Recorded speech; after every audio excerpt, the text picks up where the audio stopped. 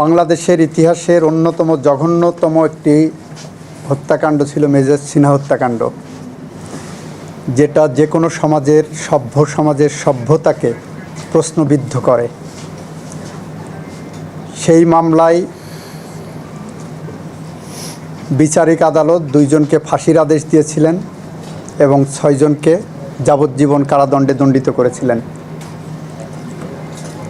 ফাঁসির আদেশ যেহেতু দিয়েছেন, আইনের বিধান মতে ডেথ রেফারেন্স হিসাবে এটা সুপ্রিম কোর্টে আসে। বাদীপক্ষের পক্ষ থেকে একটি রিভিশন দায়ের করা হয় বাকি 6 জনকেও মৃত্যুদণ্ড দেওয়ানোর জন্য। রাষ্ট্রপক্ষ থেকে কোনো আপিল করা হয়নি। আসামিরা সবাই আপিল দায়ের করেছিলেন। ফলে ডেথ রেফারেন্স, বাদীপক্ষের রিভিশন এবং আসামিদের আপিল একসাথে শুনানি শেষ করে মহামান্য হাইকোর্ট বিভাগ আজকে নিম্ন আদালতের বিচারিক আদালতে রায় বহাল রেখেছেন। অর্থাৎ 2 জনের ফাঁসি এবং 6 জনের যাবজ্জীবন জেল এটি বহাল রেখেছেন। আদালতে আমাদের গতদিনে যে সাবমিশন দিয়েছিলাম, সেই সাবমিশনে আমরা এটা বলেছিলাম, মেজর সিনহা তার জীবন দিয়ে আরও অগণিত মানুষের জীবন রক্ষা করে গেছে এই মানুষরূপী প্রদীপ লিয়াকতদের হাত থেকে। আমরা বলেছিলাম, মেজর সিনহার যদি ন্যায় বিচার না হয়, রাষ্ট্র যদি মেজর সিনহা হত্যাকাণ্ডের ন্যায় বিচার করতে ব্যর্থ হয়, তাহলে কবি হেলাল হাফিজের মতো আমরা তার ভাষায় উত্তর পুরুষের ভীরুকা পুরুষের উপমা হয়ে রয়ে যাব।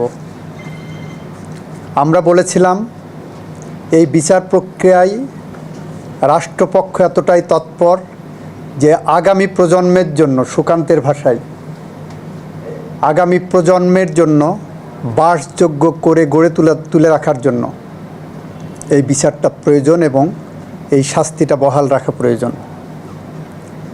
এখানে আপনাদের মাধ্যমে গোটা দেশবাসীকে জানাতে চাই, এই মামলায় আসামি পক্ষ একটি অ্যালিবাই নিয়েছিল।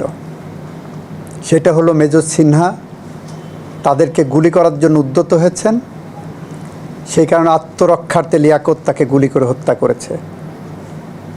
আমরা আদালতের সামনে দেখাতে সক্ষম হয়েছি 2টা জিনিস। নাম্বার 1, অ্যালিবাই যদি ধরে নেওয়া হয়, তাহলে তারা right of private defence exercise করেছেন।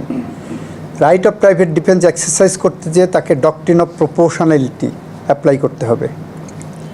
ডক্ট্রিন অফ প্রপোর্শনালিটি উদাহরণ দিতে যেয়ে বলেছি, কেউ যদি আমাকে লাঠি দিয়ে আঘাত করতে আসে, আমি তাকে ছুরি দিয়ে কাউন্টার করতে পারবো না। কেউ যদি আমাকে ছুরি দিয়ে আঘাত করে, আমি তাকে গুলি করতে পারবো না। সেখানে মেজর সিনহার যে এপিসোড ওখানে আসছে, আমরা দেখাতে পারলাম যে সে গাড়ির থেকে নেমেছে 2 হাত উঁচু করে। যখন 2 হাত উঁচু করে উনি নিচে আসেন, তার মানে উনি আত্মসমর্পণ করেছেন। তখন প্রথমে তাকে 2টি গুলি করা হয়েছে, একটু এগিয়ে যেয়ে আরও 2টি গুলি করা হয়েছে, সেখানেই থেমে থাকেনি। লিয়াকত তার নিথর দেহে পা দিয়ে আঘাত করেছে। প্রদীপ এসে তার নলির উপরে বুটের আঘাতে মৃত্যু নিশ্চিত করেছে। এই নির্মম হত্যাকাণ্ডের বিচার যদি বাংলাদেশের মাটিতে আমরা না করতে পারি, তাহলে এই বাংলাদেশ তার সভ্যতার ইতিহাসে একটি প্রশ্নবোধক চিহ্ন হয়ে থাকবে।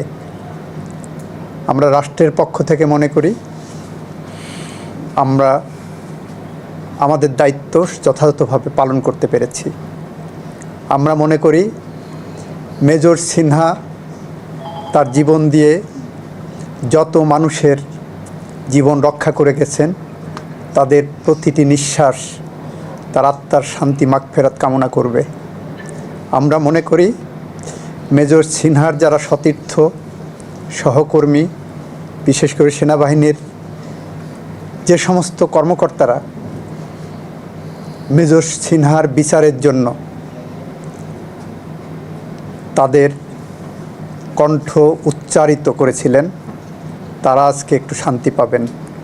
কিছুটা হলেও হয়তো মেজর সিনহার শূন্যতা পূরণ হবে না, বাট তারা মনে করবেন তাদের কণ্ঠে যে প্রতিবাদ উঠে এসেছিল সেই প্রতিবাদ একটি ভাষা পেয়েছে, একটি ন্যায় বিচার পেয়েছে। মেজর সিনহার আত্মার শান্তির জন্য তাদের এটার থেকে বড় কোনো ইবাদত হতে পারে না।